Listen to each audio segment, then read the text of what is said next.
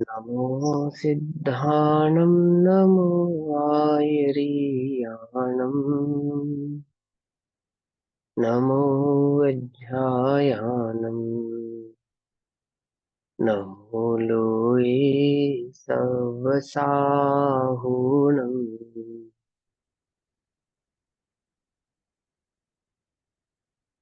ओंकारं बिन्दुसंयुक्तं नित्यं ध्यायन्ति योगिनः कामदं मोक्षदं चैव ओंकाराय नमो नमः। मङ्गलं भगवान् वीरो मङ्गलं गौतमो गणी मङ्गलं कुन्दकुन्दार्त्यो जैनधर्मोऽस्तु मङ्गलम्। सर्वमङ्गलमाङ्गल्यं सर्वकल्याणकारकं प्रधानां सर्वधर्माणां जैनं जयतु शाश्वतम्। नमः समयसाराय स्वानुभूत्य चिकासते चित्स्वभावाय भावाय सर्वभावान्तरच्छिदे।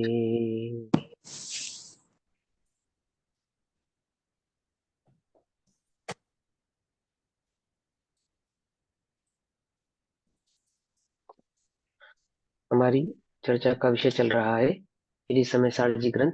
और श्री समय सारजी ग्रंथ का स्वाध्याय हम सभी आचार्य अमृतचंद्र देव द्वारा रचित आत्मख्याति टीका के माध्यम से कर रहे हैं। पेज नंबर 202, कर्ता कर्म अधिकार, गाथा नंबर 126 का भाव हमें आज पढ़ना है। अभी तक हमने समझा कि दो द्रव्यों के बीच में कर्ता कर्म संबंध नहीं होता है ना। और ये दोनों ही द्रव्यों में परिणमन तो होता है, अपरिणामी नहीं होते, परंतु अपने अपने भाव से परिणमते हैं, अपने अपने भाव रूप परिणमते हैं। एक दूसरे के को परिणमाते नहीं और एक दूसरे के भाव रूप परिणमते नहीं है। जिससे हमने ये सिद्ध किया कि अज्ञानी के जो अज्ञान भाव है वही उसके क्रोधादिक भाव रूप परिणमित होने का कारण है। कोई कर्म तो जीव को क्रोधादिक उत्पन्न कराता नहीं है। कोई कर्म के कारण जीव को क्रोधादिक कषाय या मिथ्यात्वादी उत्पन्न होते नहीं है। जीव का स्वयं का अपना निजी अज्ञान भाव ही क्रोध आदि भाव रूप कहा जाता है। और सूक्ष्मता से और भाव और ध्यान से समझा जाए, नजदीक जाके समझा जाए, निश्चय वस्तु स्वभाव को देखा जाए, समझा जाए, तो कोई क्रोधादिक भावों का कर्ता भी जीव नहीं है। एक ज्ञान भय मात्र का ही कर्ता जीव है। अपने ज्ञान स्वभाव को नहीं जानता, इसे अज्ञान कहते हैं। और इसी अज्ञान को तारतम्यता से मिथ्यात्व भी कहते हैं, क्रोधमान माया लोभ भी कहते हैं, और अन्य अन्य कषाय आदि भाव भी कहते हैं। पकड़ में ही बात। मूलतः तो क्या है, वह कर्ता तो मात्र ज्ञान ही है, लेकिन ज्ञान स्वभाव को नहीं जानता, अपने ज्ञान भाव को नहीं जानता। यह उसका अज्ञान है। और इसी अज्ञान को मिथ्यात्व भी कहते हैं, इसी अज्ञान को कषाय भी कहते हैं। इसी अज्ञान को कहते हैं कि जीव ने कर्म को बांधा, जीव ने 4 गति 84 लाख योनियों के दुखों को भोग। पकड़ में ही बात नहीं, पकड़ में ही।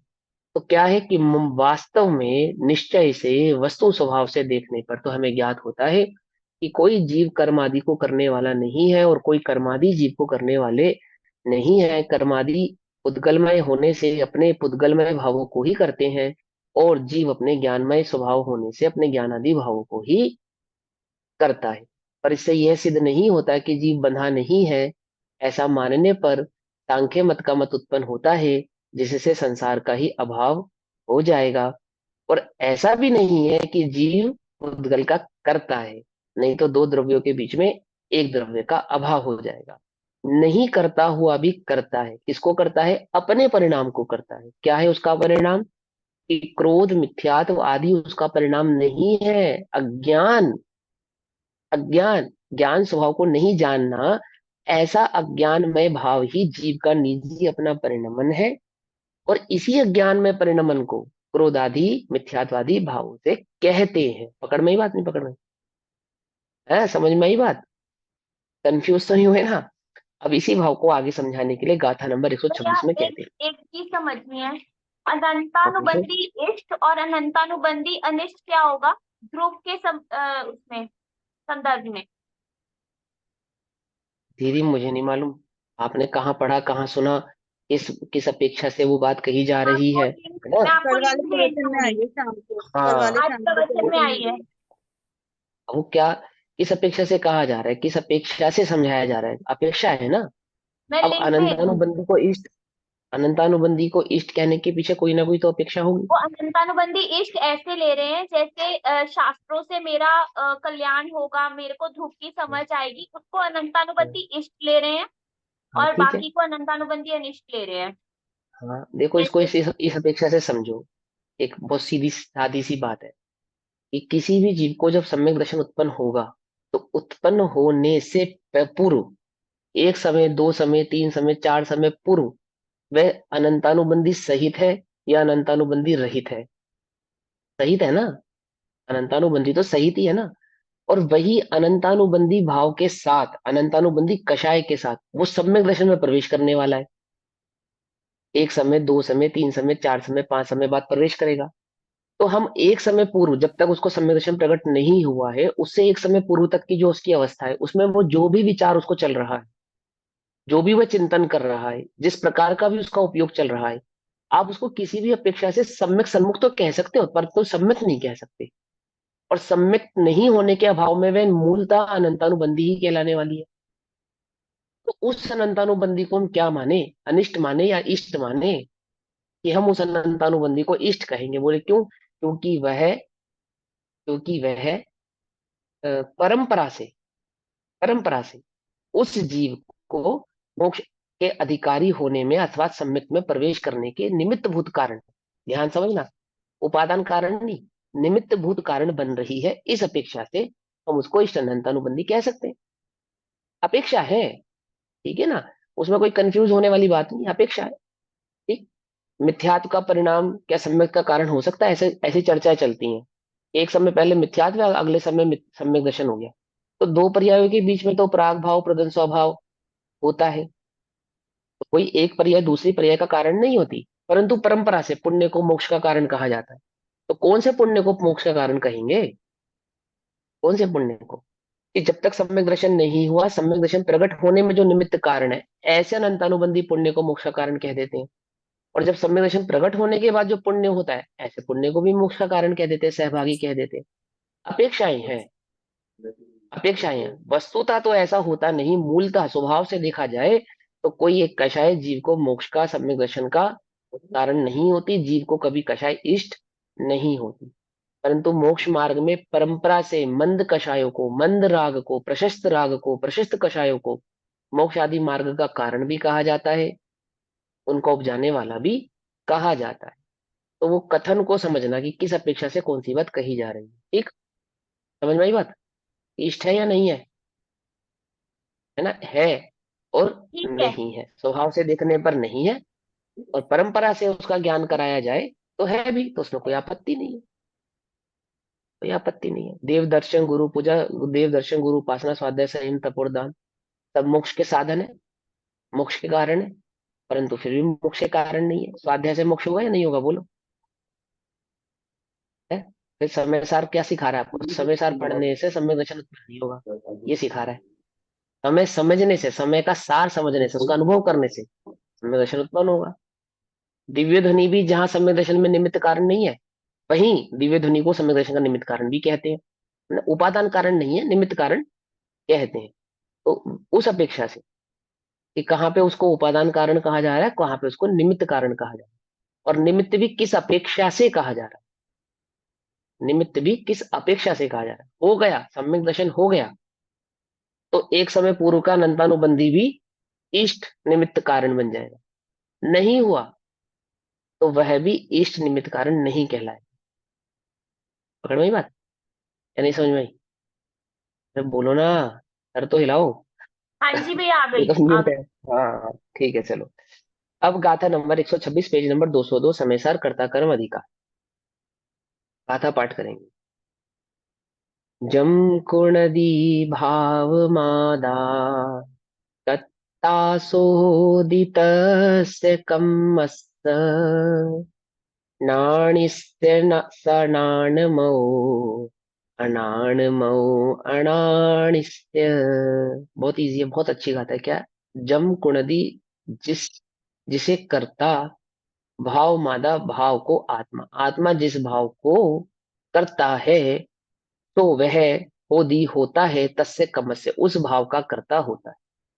नाणिस्य स नाणमो, ज्ञानी के वह ज्ञानमय। अनाणमो अनानिस्य अज्ञानमय अज्ञानी के।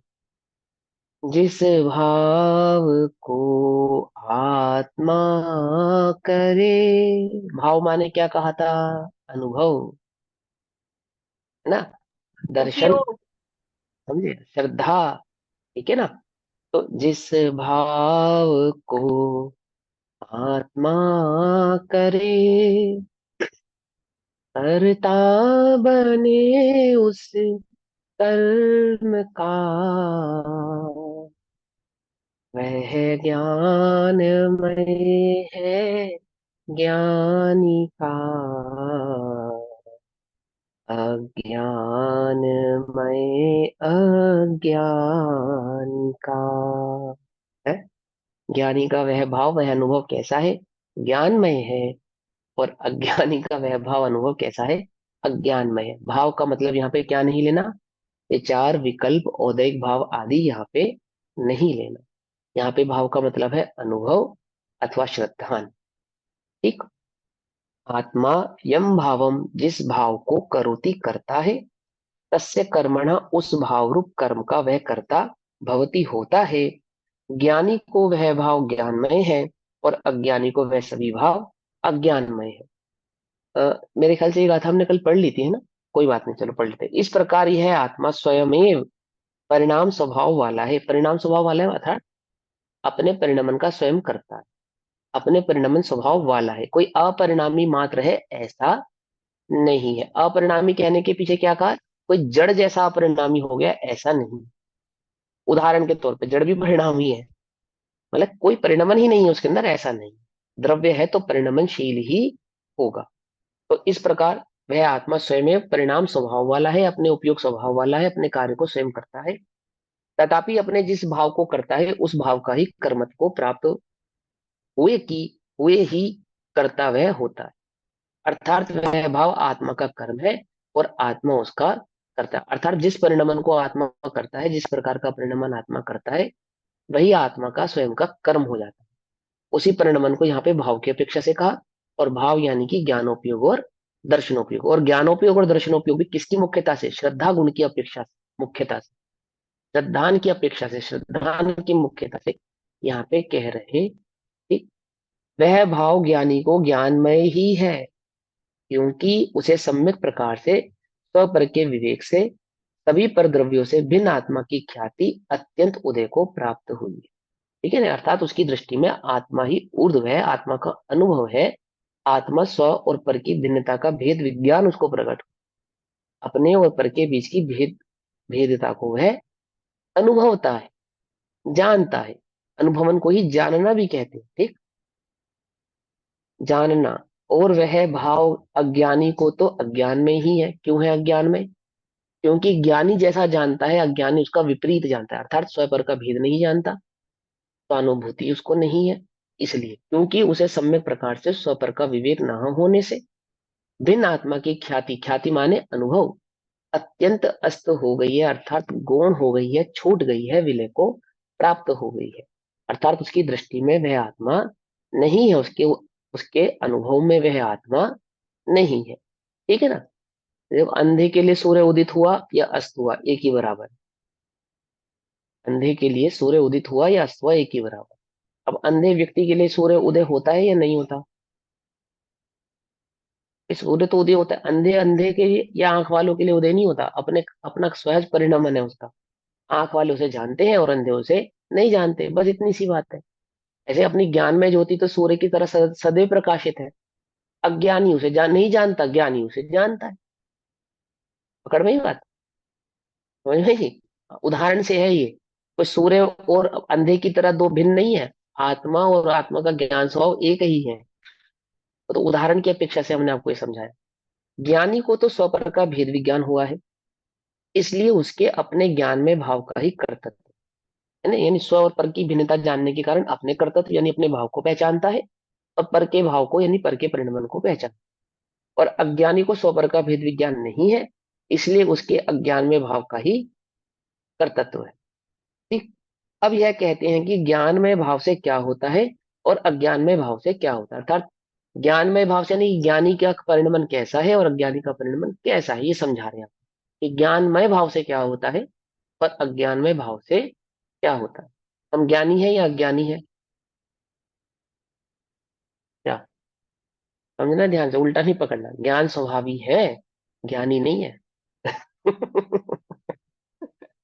क्या, ज्ञानी कब कहलाएंगे, है ना, इसकी अपेक्षा से समझना कि अनुभव होता है जो स्वपर का वेद विज्ञान प्रकट होता है तो ज्ञानी कहलाते हैं। अब ज्ञान गुण की अपेक्षा से तो ज्ञानी है, लेकिन अनुभव नहीं किया इस अपेक्षा से अज्ञानी है, परंतु ज्ञान स्वभावी तो सदैव है।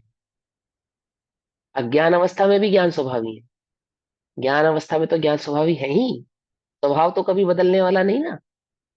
समझे नहीं समझे, मैं ज्ञानानंद स्वभावी हूँ, है ना, वर्ड प्ले नहीं है, ये सिद्धांत है। हम ज्ञान स्वभावी हैं, ज्ञानी नहीं है कोई बात नहीं, घबराना नहीं, घबराना नहीं, है ना, ज्ञानी नहीं है ज्ञानी कहने में घबराना नहीं। ज्ञान स्वभाव की दृष्टि जिसको होगी उसको ज्ञानी सुनने में भी भय नहीं है। स्वभाव की दृष्टि, स्वभाव का बल आना चाहिए, स्वभाव का पक्ष मजबूत होना चाहिए, पर्याय का पक्ष मजबूत नहीं होना चाहिए। ठीक है। हम्म। अब 127 नंबर गाथा। अननना अनननाणमो भावो अणानिनो कुणदितेन कम्माणि नाणमौणानिस्त दुर्नकुणदितमहादुकम्माणि।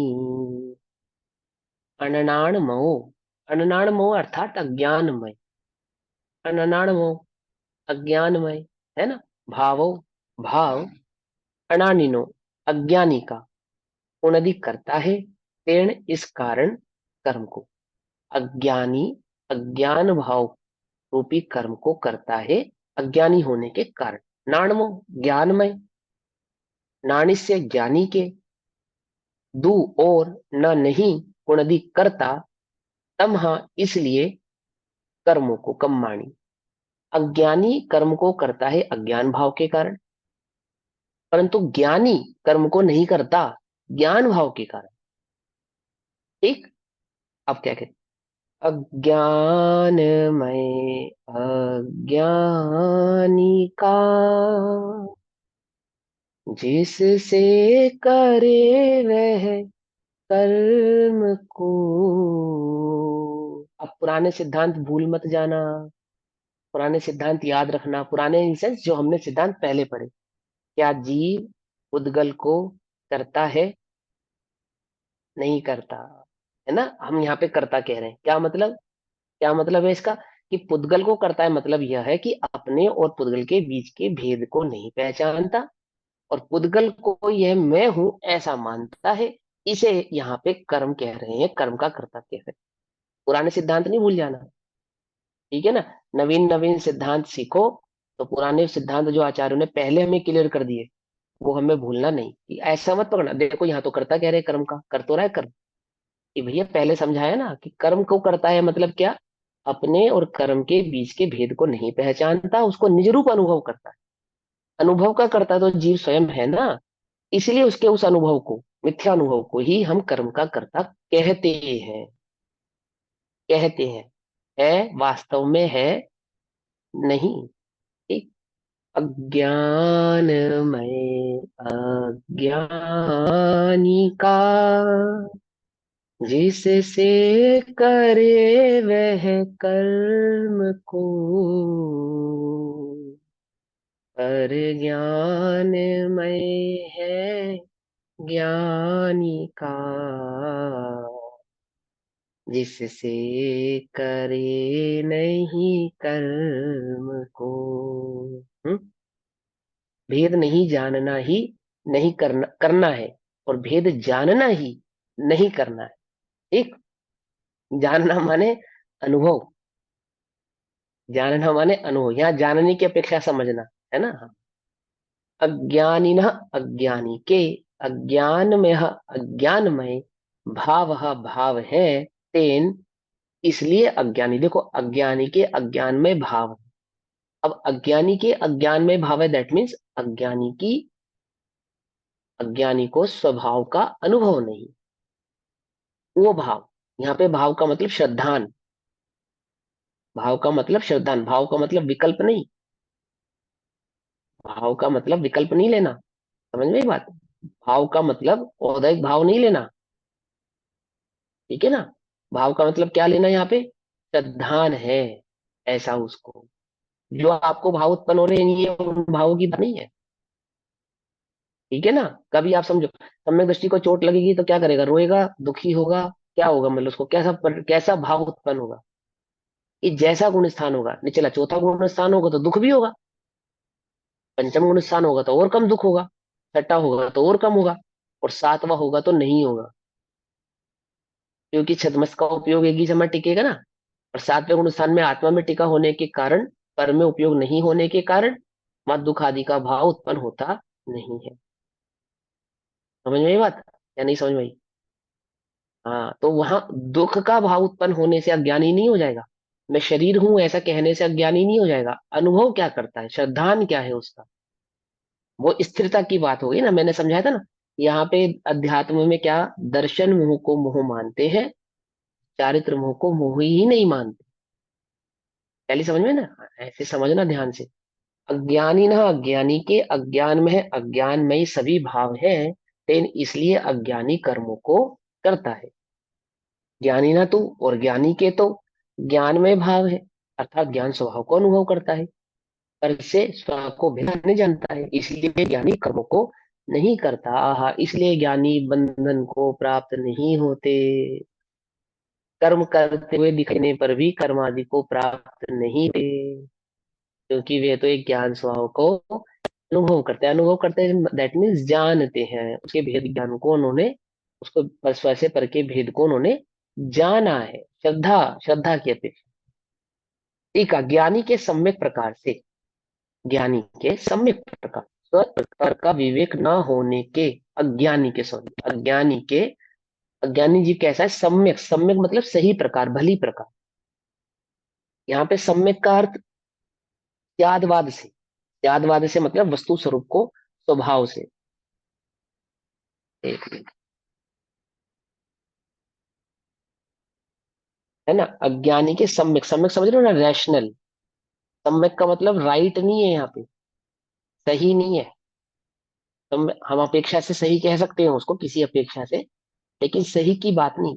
जो वस्तु के समस्त, मानो उसके धर्मात्मक विषय को भी बहुत अच्छे से जानता है, यानी कि उसके धर्म और अधर्म रूपी जो गुण है ना, धर्म रूप शक्तियां जो उसकी है, अस्थि नास्ति रूप, उस भाव से जो वस्तु को पहचानता है, सम्यक भाव से, यानी कि वस्तु को द्रव्य गुण पर्याय तीनों प्रकार से जाने। जो वस्तु को कैसा जाने, जो वस्तु को अपरिणामी भी जानता है और परिणामी भी जानता है, ये सम्यक ऐसा है। मात्र परिणामी है ऐसा नहीं जानता, परिणामी जानता हुआ भी अपरिणामी अनुभव होता है। क्या कुछ बात समझ में आ रही है नहीं? ये शब्द मैं यहाँ ऐसे क्यों बोल रहा हूँ, ये क्यों ऐसी बात कर रहा हूँ, क्योंकि आगे आगे ये सब भाव आने वाले हैं, इसलिए यहीं से भूमिका बनाकर चल रहा हूँ, ठीक है ना। और आपने सुने भी होंगे, आत्मा अपरिणामी है तो घबराना नहीं। यहाँ सम्यक प्रकार की बात चल रही है, सम्यक का भाव समझना बहुत गहराई से, कि अज्ञानी के भैया फिर से सम्यक बताओ प्रकार से, सम्यक का भाव एक बार। सम्यक सम्यक माने जो स्यादवादमय होता है। सम्यक का अर्थ होता है जो वस्तु के अस्ति नास्ति दोनों पक्षों को, भावों को भली प्रकार से जानता है, जो आत्मा को परिणामी जानता हुआ भी अपरिणामी अनुभव करता है। क्या, यही है ना। जो वस्तु के पर्याय भाव को जानता हुआ भी पर्याय रहित द्रव्य स्वभाव की जिसको दृष्टि है, ऐसा सम्यक। सम्यक के अंदर कोई कोरा सम्यक एकांत है ऐसा नहीं है, सम्यक के अंदर प्रमाण और नय के सभी विषय समाहित हो जाते हैं। समझे ना, प्रमाण नय आदि की सभी विवेक्षाएं इस सम्यक भाव के अंदर समाहित हो जाती है, जिसमें वस्तु के है और नहीं दोनों पक्ष को ग्रहण करता है। ठीक, अस्थि और रास्ति दोनों पक्षों को भली प्रकार से समझता है, वो सम्यक है। यहाँ पे कोई सम्यक एकांत को सम्यक नहीं कहते, ठीक है ना। और सम्यक एकांत भी सम्यक तभी कहलाता है जो वह सही प्रकार का अनुभव होता है ना सम्यक दर्शन होने के पश्चात, वह सम्यक एकांत सम्यक नाम पाता है, नहीं तो एकांत ही समझो उसको तो। देखो सम्यक एकांत कैसा है, आप निश्चय भाषी और सम्यक एकांती में बहुत बाल बराबर जितना फर्क है। ये तो भली हो होनहार हमारी कि पंडित टोडरमल जी ने निश्चय भाषी का स्वरूप लिखा। यदि पंडित टोडरमल जी ने निश्चय भाषी का स्वरूप नहीं लिखा होता तो बड़ा कठिन पड़ता इसी समय सारिया को निश्चय भाषी कहना। समझे, ये तो स्वयं स्वीकार किया ना, किसने, पंडित बनारसी दास जी ने स्वयं स्वीकार किया। तो बड़ा कठिन पड़ता ये कह पाना कि भैया ये निश्चय भाषी का स्वरूप है, जो तुम बात कह रहे हो निश्चय भाषी वाली बात। क्योंकि वो बाल बराबर जितना भेद है, उसमें कोई बहुत बड़ा भेद है ऐसा नहीं। ठीक है ना। वो तो पंडित टोडरमल जी ने हमें सम्यक निश्चय भाषी का स्वरूप लिखा, हमने उसको पढ़ा, अच्छे से समझा, तो हम ये बात कह पा रहे हैं। अदरवाइज तो हमें समय विरोधी कहा जाता अगर हम आपको निश्चय भाषी का स्वरूप समझाते या कहते, तो समय सार विरोधी हो जाते हम। ठीक है नहीं, ठीक है, कुछ बात समझ में नहीं आ रही है, तो उसको बहुत बारीकी से समझना। अब यहाँ सम्यक शब्द का अर्थ मैं इसलिए बतला रहा हूँ क्योंकि ये भाव अभी हम आगे जो पढ़ेंगे ना वहां पे भी बात आने वाली है।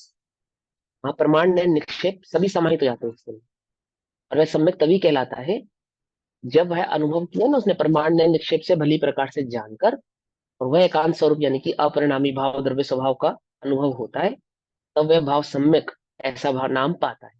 अब समझो, अब यहाँ जो भाव है वो समझेंगे कि अज्ञानी के यानी कि जिसको आत्मा का ज्ञान नहीं है, अनुभव नहीं है, जिसको स्वपर का भेद विज्ञान उत्पन्न नहीं हुआ, जन्मा नहीं है, जिसको भेद करने वाली आरी अभी प्रकट नहीं हुई है, ये सब भाव पीछे आए ना। भेद विज्ञान को क्या क्या करता, आरी की भांति उदित नहीं हुई है, आदि आदि भाव। तो अज्ञानी के सम्यक प्रकार से स्वपर का विवेक न होने के कारण भिन्न आत्मा की ख्याति यानी भिन्न आत्मा का अनुभव, पर से भिन्न आत्मा का भान अनुभव श्रद्धान अत्यंत अस्त हो गई होने से, अर्थात प्राप्त नहीं होने से, अस्त हो गई होने से, प्राप्त नहीं होने से, ठीक है ना। अज्ञान में भाव ही होता है, अज्ञान में भाव ही होता है मतलब मिथ्या भाव ही होता है। स्वपर के भेद को नहीं जानने के कारण उसमें एकत्व भाव ही होता है, पर वे ममत भाव ही होता है। पकड़ में बात? और उसके होने से, किसके होने से, ऐसा मिथ्या भाव होने से, यानी कि स्व और पर के बीच में एकत्व ममत्व कर्तत्व और भोक्तत्व बुद्धि होने से, मिथ्या भाव होने से, स्व पर के एकत्व के अध्यास के कारण, है ना। अध्यास माने एक ही मानना, एकत्व एक रूप से, अध्यास अनुभव करना, एक अनुभव करना, निज को पर में एक रूप से अनुभव करना, मैं देह हूं ऐसा ही अनुभव करना, मैं जीने वाला हूं, मैं मरने वाला हूँ, मैं पुष्ट हूं, मैं कमजोर हूँ, मैं पुरुष हूं अथवा स्त्री हूँ, अमीर गरीब काला गोरा, अनुभव करना, ऐसा ही अनुभव करना, इसको कहते हैं अध्यास। अध्यास, समझे। वो कितना कठिन जान पड़ता है, मैं चैतन्य स्वभाव ज्ञान में ही आत्मा हूँ। अब व्यवहार से तो मैं शरीर हूं ना, हूं या नहीं हूं, कि व्यवहार से शरीर नहीं हूं, व्यवहार से शरीर कहते हैं, व्यवहार से भी नहीं होता।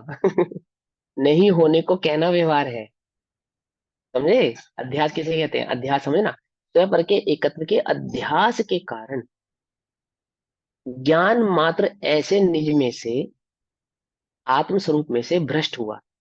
क्या, कि मैं ज्ञान मात्र हूं, चैतन्य मात्र हूं, ऐसे अपने स्वभाव से भ्रष्ट हो गया है, छूट गया है, छूट गया, अलग हो गया है। ठीक। पर ऐसे राग द्वेष के साथ एक होकर, कैसे राग द्वेष के साथ एक होकर, जो परमेकत्व का भाव है ना, वो राग द्वेष के साथ एक होकर अहंकार प्रवर्त रहा है, अहंकार प्रवर्त रहा है यानी एकत्व प्रवर्त रहा है। मैं हूं, अहंकार, अहंकार का ही नाम अहंकार है। पकड़ में ना। धन में अहम बुद्धि ही अहंकार, देह में अहम बुद्धि देह का अहंकार, समझे। बहुत अच्छी आवाज हो, मेरी आवाज, अहंकार। बहुत धन हो, मेरा धन, अहंकार। मान प्रतिष्ठा आदि जो 7 प्रकार के है ना, मान वो सारे लगाना है इसमें। जिसके अहंकार प्रवर्त रहा है, कैसा, एकत्व के कारण, ऐसा स्वयं यह मैं वास्तव में रागी हूँ, द्वेषी हूँ, यानी मैं शरीर हूँ, शरीर का रोग मेरा रोग है, शरीर में होने वाले दुख मेरे दुख है ना। और साता साता वेदनी कर्म आदि के अभाव से होने वाले समस्त पर्यायों को मेरी है, अनुकूल लगने वालों के प्रति राग, और प्रतिकूल लगने वालियों के प्रति द्वेष। मैं रागी हूं, मैं द्वेषी हूं, अर्थात यह मैं राग करता हूं, यह मैं द्वेष करता हूं, मेरा भाव है ये। इस प्रकार मानता हुआ रागी और द्वेषी होता है। ठीक है ना, समझिए मत, इस प्रकार अहंकार करता हुआ क्या होता है, रागी और द्वेषी होता है। अशुद्ध निश्चय नहीं की कथन है यहाँ पे, ठीक। इसलिए अज्ञान में भाव के कारण, इसलिए अज्ञान में भाव के कारण अज्ञानी अपने को पर ऐसे राग द्वेष रूप करता हुआ कर्मों को करता है। ठीक है ना, अपने को क्या करता हुआ, अपने को पर, अपने को पर, जो मैं नहीं हूं अपने को वह मानता हूं, एक ऐसे राग द्वेष रूप कर्मों को करता है। पकड़ में आई बात? किसी को नहीं समझ में आया हो तो पूछो, ठीक। आप समझते हैं, एक बार और समझो इसको ध्यान से, क्या कहते हैं देखो। ये अशुद्ध निश्चय है ना, क्यों कह रहे हैं अशुद्ध निश्चय है इसको, ये भी समझना। वास्तव में तो आत्मा ज्ञान स्वभाव का करता है।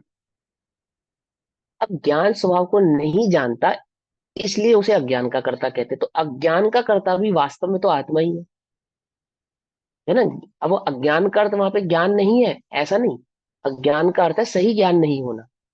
अज्ञान के दो अर्थ होते हैं, पुद्गल अज्ञानी है और जीव अज्ञानी है। तो जब हम कहेंगे पुद्गल अज्ञानी है, दैट मीन्स वहां पे ज्ञान नहीं है। और जब हम कहेंगे जीव अज्ञानी है, दैट मीन्स उसको अपने ज्ञान स्वभाव की खबर नहीं है। ठीक है ना।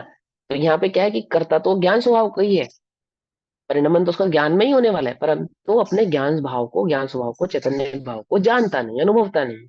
यह उसका अज्ञान है। इसी अज्ञान को, इसी अज्ञान भाव को हम रागी कह रहे हैं, इसी अज्ञान भाव को हम द्वेषी कह रहे हैं, इसी अज्ञान भाव को मिथ्यात्व कह रहे हैं।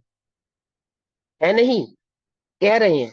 यह शुद्धता है उसकी, यह अशुद्धता है। लेकिन अज्ञान में परिणमन जीव स्वयं कर रहा है, इसलिए निश्चय की बात है। यह उसका निश्चय भाव है, स्वयं करता है इसको। कोई पुद्गल ने आकर जीव को अज्ञान कराया है, ऐसा नहीं। कोई पुद्गल के होने के कारण जीव अज्ञान कर रहा है, ऐसा नहीं। कोई पुद्गल उसे रागी द्वेषी बना रहा है, ऐसा नहीं।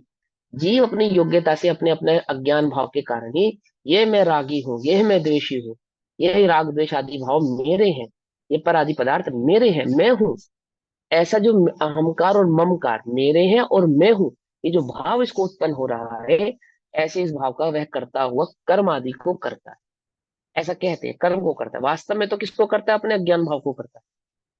अपने उस अज्ञान भाव को करता हुआ ही वह राग द्वेष आदि रूप कर्म को करता है, ऐसा कहते हैं।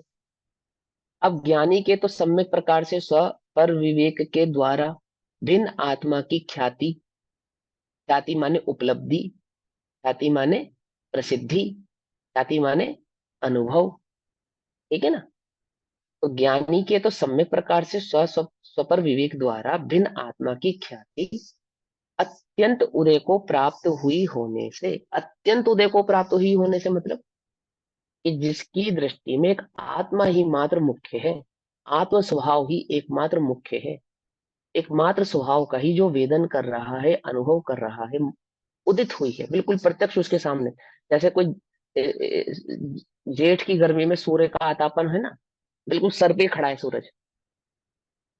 समझे नहीं समझे कि भैया सूर्य महाराज आपके सर पे उतर जाओगे हमारे, ऐसा कि सिवाय उस गर्मी के और किसी चीज का अनुभव नहीं हो रहा। ऐसे उस ज्ञान स्वभाव के अलावा और कोई अनुभव नहीं कर रहा, कोई पर का भाव का अनुभव नहीं कर रहा, किसी पर एक बिंदु मात्र भी पर भाव के साथ उसका एकच ममत भाव नहीं है, ऐसा। तो ज्ञानी के सम्यक प्रकार से स्व पर विवेक के द्वारा भिन्न आत्मा की ख्याति अत्यंत उदय को प्राप्त हुई होने से, पकड़ में बात, अत्यंत उदय को प्राप्त हुई होने से ज्ञान में भाव ही होता है, वो एकमात्र ज्ञान का ही अनुभव करता है। एकमात्र में ज्ञान स्वभाव ही हूँ, ऐसा ही उसको श्रद्धान है, ऐसा ही वह जानता है। और उसके होने से, किसके होने से, उस ज्ञान में भाव का अनुभव होने से, ज्ञान में श्रद्धान होने से, स्वयं पर के भिन्नत्व के विज्ञान के कारण ज्ञान मात्र ऐसे निज में सुनिविष्ट, यानी कि सम्यक प्रकार से स्थित स्थित हुआ, पर ऐसे राग द्वेष से पृथक भूतता के, यानी कि भिन्नत्व के, यानी कि छूटने के, यानी किसका, क्या कह रहे हैं कि ज्ञान स्वभाव का तो अनुभव कर रहा है, परंतु पुद्गल के किसी भी भाव का अनुभव नहीं कर रहा। उस पुद्गल के समस्त भावों से कैसा है, छूट गया है।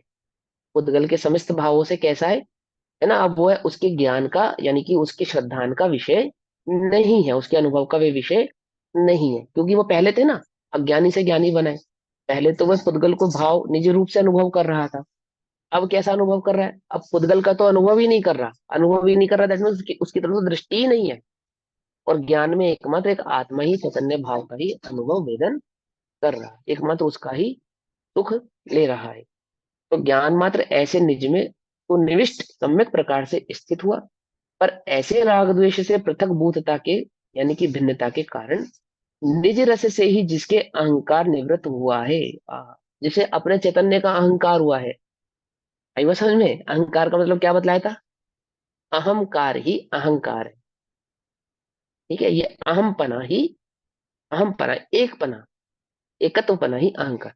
अहंकार कोई बुरा है ऐसा नहीं, पर के संदर्भ में बुरा है, स्व के संदर्भ में भला है ना। जो मेरा है उसके संदर्भ में मैं पना बुरा नहीं है, जो मेरा नहीं है उसके संदर्भ में मैं पना बुरा है।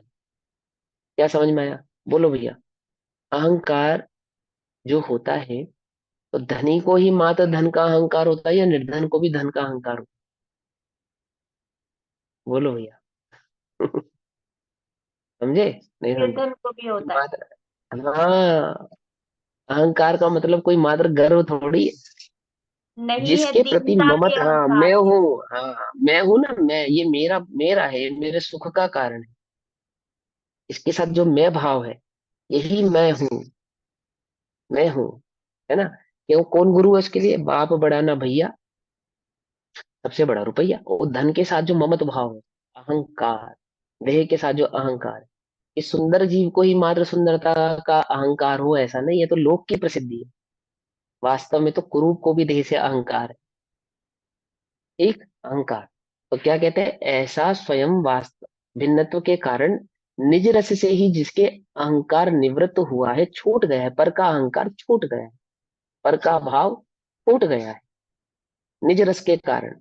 अब अहंकार किसका है, उसको निज स्वभाव का, उल्टा नहीं पकड़ना अहंकार का शब्द। अहमपना जिसमें स्थापित हो गया, आत्मा में अहमपना स्थापित हो गया, और पर में जो अहम भावता है छूट गया, निवृत्त हो गया।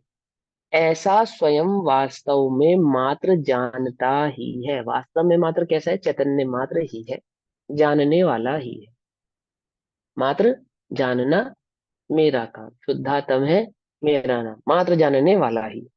रागी और द्वेषी नहीं होता, यानी कैसा वीतराग भाव होगी ना जानने में, राग और द्वेष उत्पन्न वहां पे होते नहीं है, अर्थात राग द्वेष नहीं करता। राग द्वेष नहीं करता, दैट मीन्स राग द्वेष का अनुभव नहीं करता, राग द्वेष के कारणों को अनुभव नहीं करता।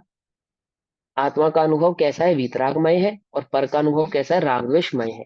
तो जिसका अनुभव करेगा वही उत्पन्न होगा, पर का अनुभव करने से राग द्वेष उत्पन्न हो रहा था, क्योंकि वह आत्मा का अनुभव कर रहा है, तो वहां पे वीतराग भाव उत्पन्न हो रहा है।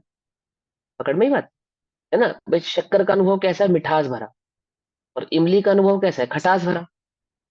सीधी सी बात है उसमें तो। अब इमली खाए और मीठा अनुभव हो ऐसा तो नहीं होता ना। ऐसे ही पर का वेदन करे, यानी पर को निज रूप माने और राग द्वेष ना करे, ऐसा नहीं होता।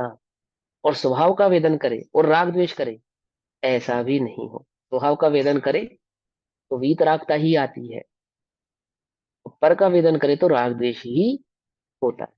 ठीक, तो राग द्वेषी नहीं होता, राग द्वेष नहीं करता, इसलिए ज्ञान में भाव के कारण ज्ञानी अपने को पर ऐसे राग द्वेष रूप ना करता हुआ कर्मों को नहीं करता, आदि कर्मादि को प्राप्त नहीं होता, कर्मादि का कारण को प्राप्त नहीं होता, और कर्मादि को करने वाला भी वह ज्ञानी नहीं होता। इस आत्मा के क्रोधाधिक मोहिनी कर्म की प्रकृति का, अर्थात राग द्वेष का उदय आने पर अपने उपयोग में उसका राग द्वेष रूप मलिन स्वाद आता है। एक अज्ञानी के स्वपर का भेद ज्ञान न होने से वह यह मानता है कि यह राग द्वेष रूप मलिन उपयोग ही मेरा स्वरूप है। ये जो औदैहिक भाव है, ये जो विकल्प आदि उत्पन्न होते हैं, इन्हीं को अपना स्वरूप मान, ये राग द्वेष ही मेरा भाव है, मेरा स्वभाव, वही मैं हूं। इस प्रकार राग द्वेष में अहम बुद्धि करता हुआ अज्ञानी अपने को रागी द्वेषी करता है, इसलिए वह कर्मों को करता है। इस प्रकार अज्ञान में भाव से कर्म बंध होता है। ज्ञानी के भेद ज्ञान होने से वह ऐसा नहीं जानता। नहीं जानता दैट मीन्स ऐसा अनुभव नहीं करता जैसा अनुभव अज्ञानी कर रहा है। ज्ञान मात्र शुद्ध उपयोग है। वही मेरा स्वरूप है। वही मैं हूँ। राग द्वेष कर्म का रस है। वह मेरा स्वरूप नहीं है। इस प्रकार राग द्वेष में अहम बुद्धि न करता हुआ ज्ञानी अपने को रागी द्वेषी नहीं करता, केवल ज्ञाता ही रहता है। इसलिए वह कर्मों को नहीं करता। विधि आ गई भैया, कर्मों को ना करने की अर्थात कर्म बंधन को प्राप्त ना होने की विधि क्या है? क्या है ज्ञानी का वेदन सम्यक दर्शन प्रकट करने की क्या है विधि? ये विधि समझा रहे हैं। ठीक है ना। इस प्रकार ज्ञानमय भाव से कर्म बंध नहीं होता। एक ज्ञानमय भाव स्थापित होने से, स्थित होने से, ज्ञान स्वभाव में स्थित होने से क्या नहीं होता? कर्म बंध नहीं होता। ठीक। अब आगे की गाथा के अर्थ का सूचक काव्य कहते हैं। अब आगे जो गाथा कहनी है उसके संदर्भ में आचार्य अमृतचंद्र देव कलश कहते हैं, कलश नंबर 66 श्लोक के रूप में। ज्ञानमय एव भावः कुतो भवेत ज्ञानीनो न पुरन्यः। अज्ञानमयः सर्वः कुतो अज्ञान कुतो अज्ञम ज्ञानिनो नान्यः। क्या कहते हैं? ज्ञानिनः कुतः ज्ञानमय एव भावः भवेत्। यह प्रश्न है कि ज्ञानी को ज्ञान में भाव ही क्यों होता है। गाथा नंबर 128, गाथा नंबर 129 में क्या आने वाला है उसको सूचक करने के लिए श्लोक कहा गया। कि प्रश्न ये कहा, आपने कहा कि ज्ञानी के सभी भाव ज्ञानमय है और अज्ञानी के सभी भाव अज्ञानमय है। अज्ञानी का अज्ञान भाव ही कर्म आदि को प्राप्त कराता है, वही उसका कर्म है। और ज्ञानी ज्ञान भाव में स्थित होने के कारण कर्म आदि को प्राप्त नहीं होता, कर्म आदि नहीं करता है। तो प्रश्न ये उठा रहे हैं आचार्य समझाने के लिए कि यहाँ यह प्रश्न होता है कि ज्ञानी को ज्ञान में भाव ही क्यों होता। ठीक है ना। और अन्य अज्ञान में भाव क्यों नहीं होता, क्या कारण है उसका? अज्ञानी ना कुतः सर्व अयम अज्ञान में है, तथा अज्ञानी के सभी भाव अज्ञान में ही क्यों है, उसको ज्ञान में भाव क्यों नहीं होता? ठीक है ना। जब ज्ञान स्वभावी है ना, तो उसको ज्ञान में भाव क्यों नहीं होता, अज्ञान ही क्यों होता? और ज्ञानी के सभी भाव ज्ञान में क्यों होते हैं, अज्ञान में क्यों नहीं होते, क्या कारण है उसके पीछे? तो उस कारण को समझाते हैं। तो गाथा नंबर 128 129 गाथा पाठ करते हैं, बाकी स्वाध्याय इसका कल। नाण्यमया भावाओ नाणमौ चैव जायते भावो जम्हा तम्हा नाणिश्च तव्ये भावाहुनान्मया। अनाना अनाणमये भावा अनाणौ चैव जायते भावो जम्हा तम्हा भावा अनाणमया अनानिस्त। क्या कहते हैं? नाणमया भावाओ, ज्ञानमय भाव से, है ना भाई। जो बीज है, बीज किस चीज का है? कि आम का है। तो फल कौन सा निकलेगा? आम का निकलेगा, सीधी सी बात। नाणमया भावाओ, ज्ञानमय भाव से, नाणमो ज्ञानमय ही, जायदे भावो उत्पन्न होते हैं भाव, जायदे जन्म लेते हैं, उत्पन्न होते। समझ में बात? जन्मते हैं, जायदे, समझे? उत्पन्न होना, जायदे उत्पन्न होते।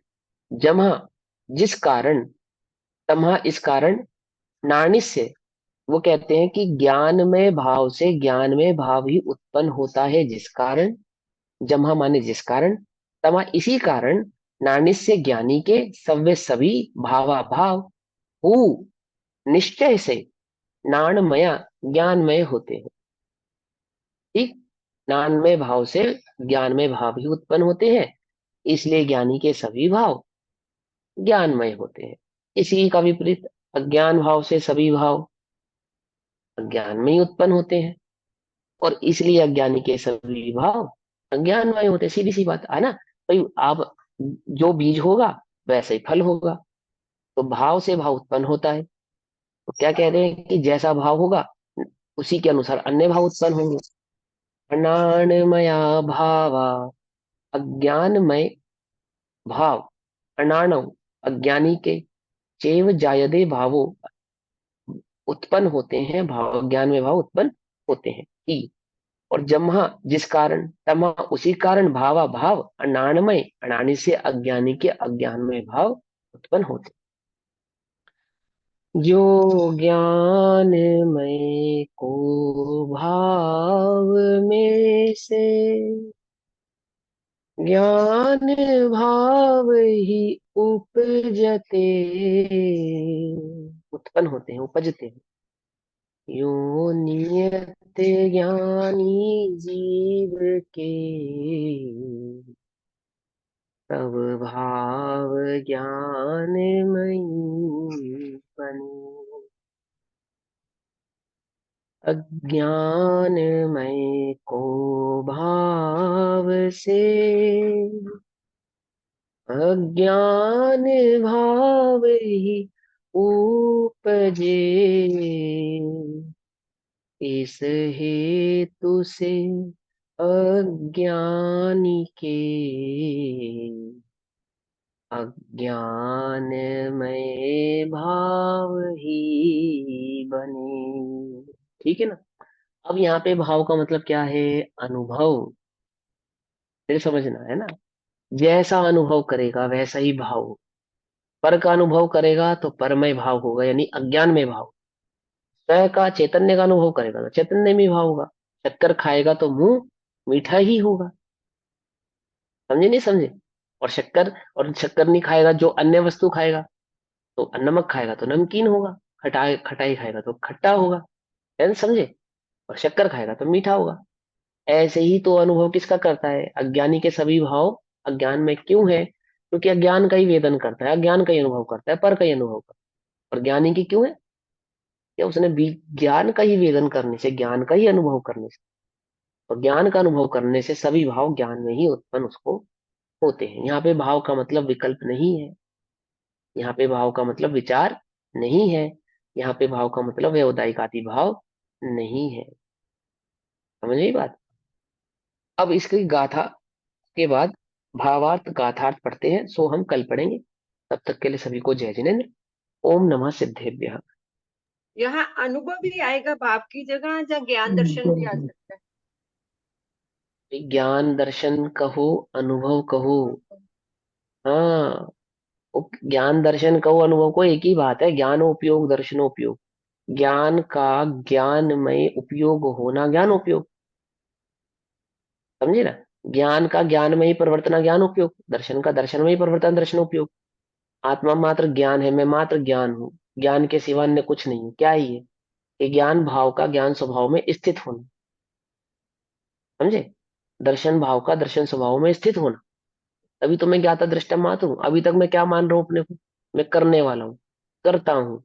क्योंकि मैं कर्तृत्व भाव में स्थित हो रहा हूँ, कर्तृत्व का ही अनुभव कर रहा हूँ। ज्ञातत्व का तो अनुभव ही नहीं कर रहा, इसलिए तो ज्ञाता भाव में स्थित नहीं हो रहा। समझे? और स्थित भी नहीं हो रहा और अनुभव भी नहीं हो रहा। क्यों नहीं हो रहा? क्योंकि अपने ज्ञातत्व भाव को जानता ही नहीं।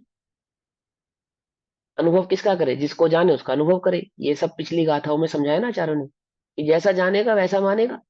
जानता जहाँ क्या है? उपयोग स्वभाव को नहीं होगा जान। वैसा ही अपने आप को मानेगा। हाँ, जैसे स्वभाव को नहीं जानने के कारण, पर भाव को जानने के कारण पर में स्थित है, और स्वभाव को जानेगा तो स्वभाव में स्थित। Page number 205। ओम नमः सिद्धे। नमो। निज निधि निज में बताए, यह अनंत उपकार है, उसके लिए जिनवाणी माँ को वंदना शत बार। नमो रिहंता नमो सत- नमो।